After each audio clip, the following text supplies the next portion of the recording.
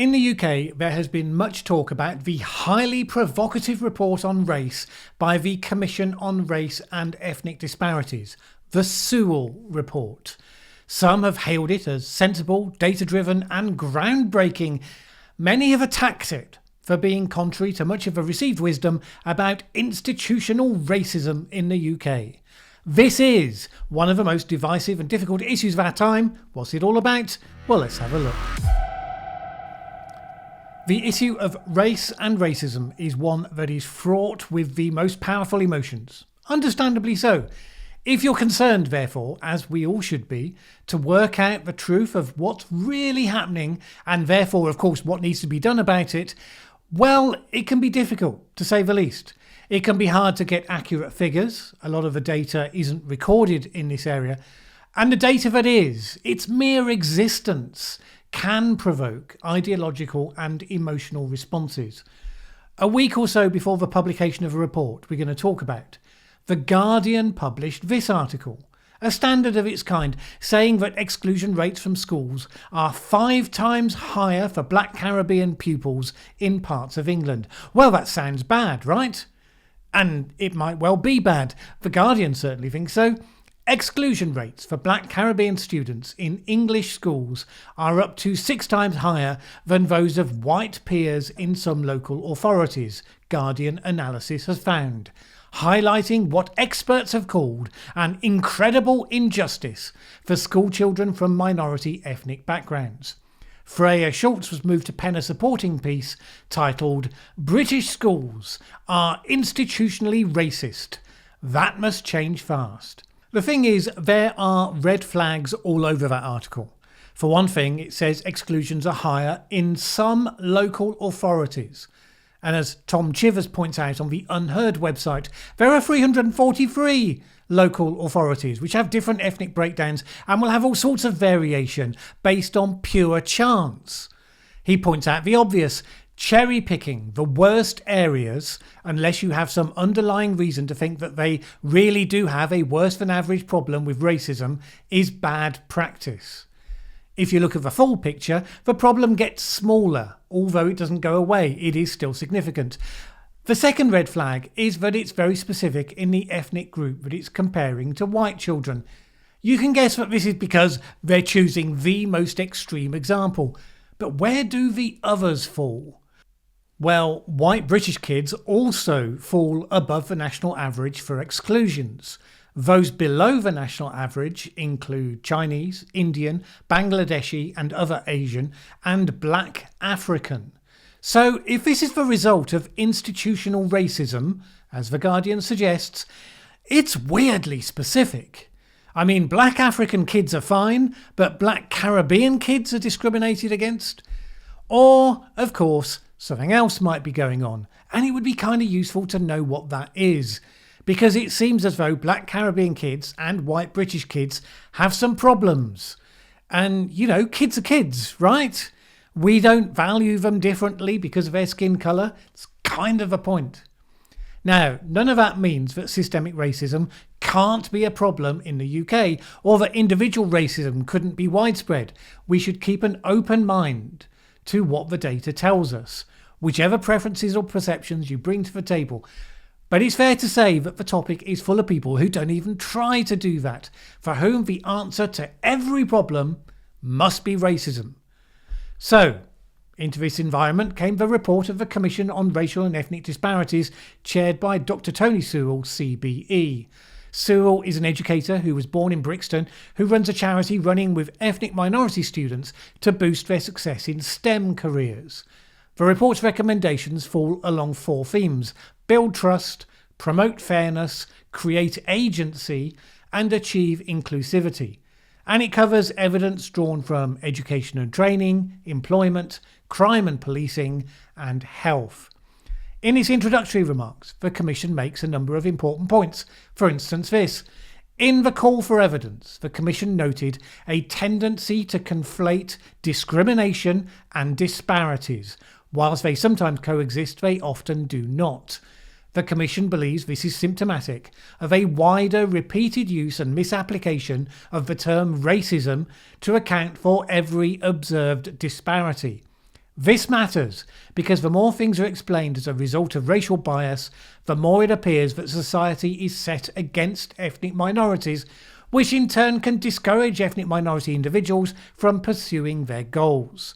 If more precise language does not become a feature of our national conversation on race, we can expect to see tensions increase across communities, despite determined action by government and civil society to reduce discrimination. And when it comes to precise language, it had a particular comment to make about the term institutional racism. The term is now being liberally used and often to describe any circumstances in which differences in outcomes between racial and ethnic groups exist in an institution without evidence to support such claims.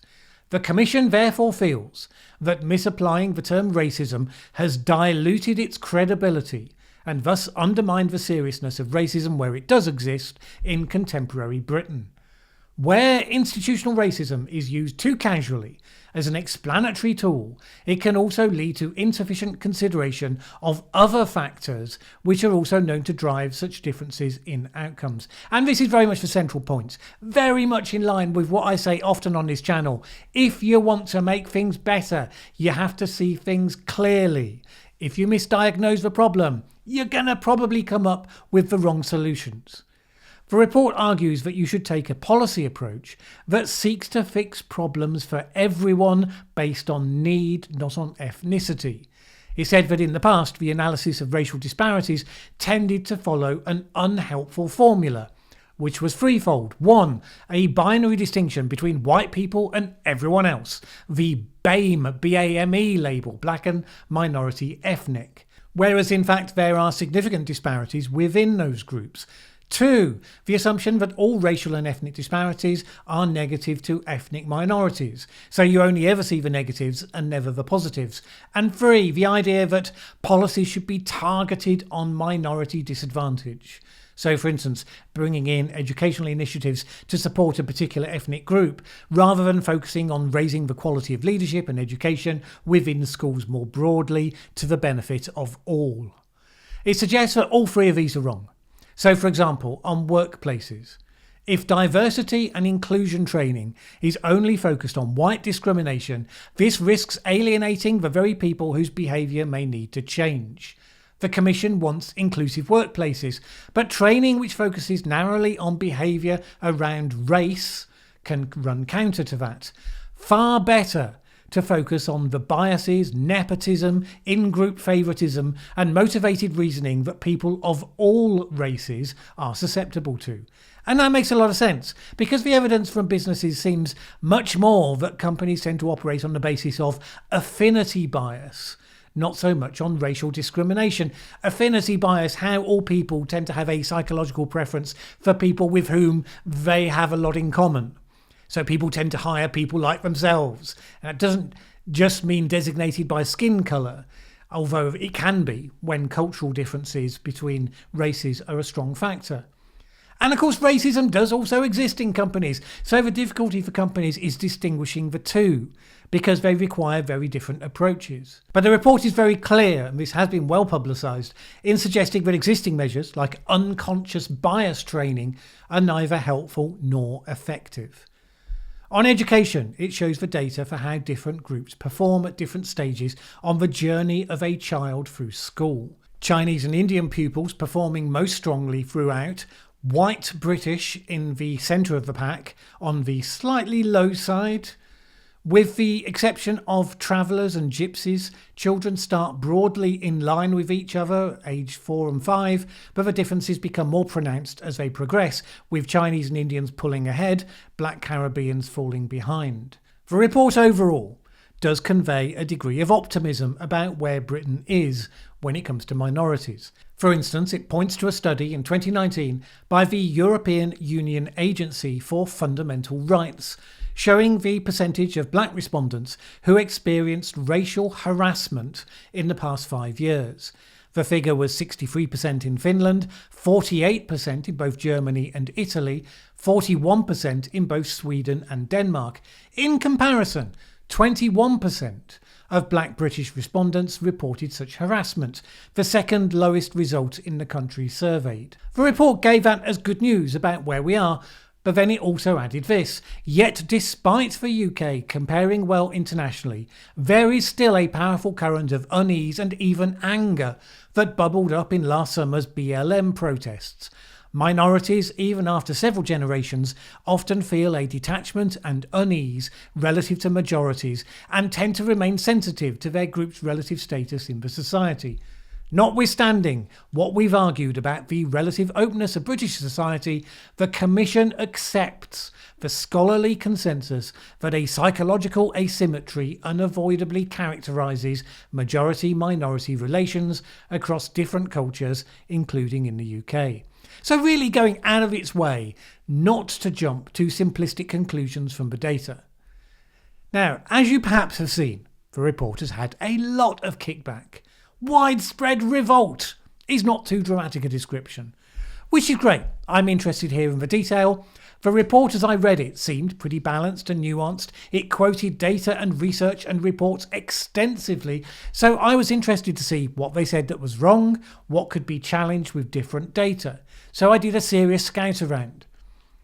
Disappointingly, although there were lots of voices raised against the report, a significant proportion of them were making purely political arguments, not engaging with the substance of a report. Indeed, a number of the critics seem not to have read the report, at least not beyond the introduction. So, for instance, the report does not deal with the history of slavery in detail because it's focused on what's happening in Britain today. But the chairman made a passing reference to slavery in his introduction. And a bunch of people jumped on that, suggesting that in some way it downplayed the evils of slavery. He wrote this: "We have argued against bringing down statues. Instead, we want all children to reclaim their British heritage. We want to create a teaching resource that looks at the influence of the UK, particularly during the Empire period. We want to see how Britishness influenced the Commonwealth and local communities, and how the Commonwealth and local communities influenced what we now know as modern Britain. There is a new story about the Caribbean experience that speaks to the slave period not only being about profit and suffering, but how culturally African people transformed themselves into a remodelled African Britain." Hakim Adi, Professor of the History of Africa at the University of Chichester, was one who responded to that. "It is forgetting the hundreds of years of the crimes against the African people, the deaths of millions of African men, women and children. We live in a country where many have denied this as a reality. They have refused to make any reparation, and for this report to put it in a paragraph in that matter, the word insulting does not do it justice." A number of similar things in tones of ever-increasing outrage were said. Sewell responded like this: "It is absurd to suggest that the Commission is trying to downplay the evil of the slave trade. Having read the report, I agree. Those attacks seem completely irrelevant in the face of the substance and the seriousness of the report, so notwithstanding the volume of noise on the topic, I'm not going to go any further on them. Besides, there were some promises, at least, of some more substantive criticisms, which I'd rather focus on. So, for instance, this article saying Number 10's race report used cherry-picked data, say public health experts. Now, as I've suggested, I was impressed with how the report used a lot of what seemed to me to be the core relevant data, and how it talked plainly and easily about data that pushed both ways, not just in one way that supports a specific line. So I was interested to see these criticisms, to see what had been missed out or misunderstood. That article, however, wasn't specific. There were again insults and polemic. If a report had been submitted for peer review, it would not have passed. There were no health experts on the Commission. Okay, but what did they get wrong? There's a general comment that they overlooked 30 years of research on health inequalities, but it doesn't reference any of it. Dr. Kaveri Qureshi, a lecturer in global health at Edinburgh University, said this: "It denies the role of racism in racial ethnic inequalities in COVID, yet goes on to attribute these to deprivation and occupational exposures, which are the very definition of structural racism. So Dr. Qureshi is obviously clear that racism is a proven factor in ethnic disparities on COVID, but again, simply states it as a fact with no references. The report says this: another example of overly pessimistic narratives heightened by the COVID-19 pandemic has been on race and health. The increased age-adjusted risk of death from COVID-19 in Black and South Asian groups has widely been reported as being due to racism and as exacerbating existing health inequalities. However, many analyses have shown that the increased risk of dying from COVID-19 is mainly due to an increased risk of exposure to infection. This is attributed to the fact that Black and South Asian people are more likely to live in urban areas with higher population density and levels of deprivation, work in higher risk occupations such as healthcare or transport, and to live with older relatives who themselves are at higher risk due to their age or having other comorbidities such as diabetes and obesity. As a reference to that last point, they cite the Office for National Statistics figures on deaths by ethnic group and the Public Health England report on disparities on risk in the outcomes of COVID-19. If you check those sources, they do back up the basic message and tone of the report. So here, for instance, is Public Health England. Death rates from COVID-19 were highest among people from Black and Asian ethnic groups. This is the opposite of what has been seen in previous years, when the mortality rates were lower in Asian and Black ethnic groups than white ethnic groups. Therefore, the disparity in COVID-19 mortality between ethnic groups is the opposite of that seen in previous years.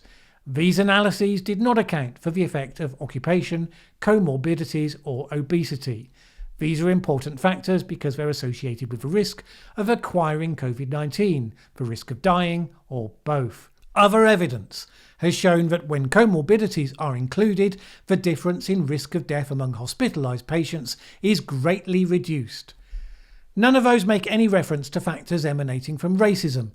If you're cherry-picking data, using the most relevant stats produced by the Government Statistics Agency seems sort of, well, un-cherry-picky. But that may be wrong. I ask again, what are they missing? There was a letter slating the report that was published by the British Medical Journal, so you would expect that would be better referenced. And it's headed, "Structural racism is a fundamental cause and driver of ethnic disparities in health." So this should be our smoking gun, hopefully. It starts like this: that structural racism is an important factor in ethnic disparities in health will not come as a surprise to anyone who has looked at the evidence. Now, the word evidence is then linked to this analysis, published in January 2021, Mitigating Ethnic Disparities in COVID-19 and Beyond. It's not research, it's analysis, arguing that racism has a key part to play, and its tone is still pretty polemical. The disproportionate effect of COVID-19 on ethnic minorities in some high-income countries throws into sharp relief the effects of racism on health. On almost all health measures, ethnic minority groups, especially Black and South Asian people, have the worst outcomes. The COVID-19 pandemic is just another example. This is a moral issue that has outraged civilized societies. That paper then gives more references to support its statement about the role of racism. It feels like we're dealing with a Russian doll here, one layer after another layer. The first of which is this paper, Racism as a Determinant of Health, a Protocol for Conducting a Systematic Review and Meta-Analysis. That paper doesn't conduct research, it talks about a need for meta-analysis of studies dealing with a topic. It says this about work to date. Previous reviews and meta-analyses have found associations between racism, frequently operationalised as self-reported experiences of racial discrimination, and a range of adverse health outcomes. These reviews were mostly small-scale, focused on African Americans and predominantly on negative physical and mental health. A comprehensive meta-analysis focused on racism and health outcomes has not yet been published. So look, there's more details in there, but what you don't find is the sort of solid evidence base backed by research and data that is implied in the way that people responded to that part of the report. And it reduces the credence that you would naturally give to some of those critics who claim that the evidence is incontrovertible, provide a link to support that claim, and then the reference doesn't back it up? The Sewell Report focuses on concrete aspects from health data. So, for instance, how vulnerabilities play out across ethnic groups on the 25 leading causes of premature mortality, as well as the key risk factors for those conditions, including obesity, smoking and alcohol use. And it also looks at life expectancy. Deprivation is often considered to be the main factor associated with lower life expectancy. However, some ethnic minorities have longer life expectancies despite being poorer than white people overall. Now, when we get to this point, there is at last a concrete data dispute raised in the BMJ article. The report says that health data are inconsistent and complete, but still concludes that life expectancy is improving for ethnic minorities. This is not true. It cites 2 reports on life expectancy in Scotland, where only 3% of UK ethnic minorities live. The Marmot Review in England shows that health inequalities have widened overall. Life expectancy has stalled, and the amount of time people spend in poor health has increased over the past decade. The situation is much worse for ethnic minority groups who have higher rates of deprivation and poorer health outcomes. The report's data, which shows lower life expectancy in Black and South Asian people compared to people with white ethnicities, does not support its own conclusions. The first thing to note is that first sentence, that the report concludes that life expectancy is improving for ethnic minorities. Nowhere could I find anywhere where the report says that. It talks about different life expectancies. Nowhere does it say that they're improving. So that is just a straw man. It's saying that the report's own data doesn't support the conclusions that the report doesn't actually conclude. The report does indeed talk about the data for Scotland, which shows that life expectancy is generally higher in particularly Indian, Pakistani and Chinese ethnic groups than for whites, in spite of higher levels of deprivation. It states itself that 97% of ethnic minorities, however, live in England. The point is that similar data hasn't yet been published for England. It says this, but overall age standardised mortality rates, which are closely correlated with life expectancy, in 2019 were 26% lower in Black and South Asian people than for white people, again, despite higher levels of deprivation. The report does reference the Marmot Review that the BMJ authors mentioned, and it said this, the Marmot Review did find variations by ethnic minorities. However, it did not answer why the social determinants of health are unequally distributed between the different racial and ethnic groups. This question was beyond the remit of the review, but was also affected by the lack of consistent data collection on ethnicity in health. You get some sense of the complexity when you look at the susceptibility of different groups to the causes of mortality. Significant variations, and many doing better than whites in some areas while being more susceptible in others. It's not a picture that simply screams racism out to you, and if that's wrong, the critics of the report did not do a good job of explaining why. How about critics on the education theme? This article seems promising. The Sewell Report displays a basic misunderstanding of how racism works.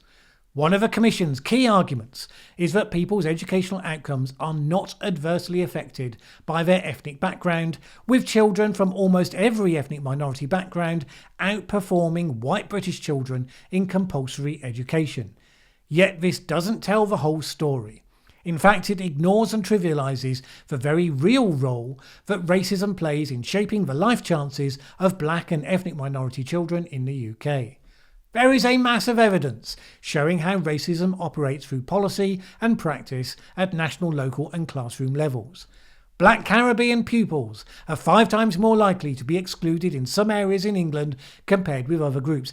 And that brings us right back to that stat we started with. The one that was debunked by Tom Chivers. The one based on a dodgy Guardian piece of research, not on peer-reviewed papers. So why do different groups perform differently in school? If the environment of poverty is broadly similar, then what is different? Well, there may be a number of things. One the report highlights is the breakdown of families and the rise of fatherlessness. In 2020, 14.7% of families in the UK were lone parent families, 2.9 million. 45.63% of Black Caribbean children were growing up in low parent families, as were 62% of children in the Black other ethnic group. Black African people have a lower rate of single parenthood, but at 43% are still well above the average. South Asian and Chinese ethnic groups are much lower than other groups, with the Indian ethnic group the lowest at just 6%. White British is at 19%, by the way, although beneath the averages, the report points out that there are actually higher rates of family breakdown amongst poor whites too. Those figures from the Office of National Statistics, well, the report goes out of its way to say that it's not being judgmental on how people live their lives, just identifying where children may be in need of additional support. But it draws attention to research showing that there is a greater likelihood of negative outcomes tied to family breakdown, whilst emphasising that the research focuses on the US.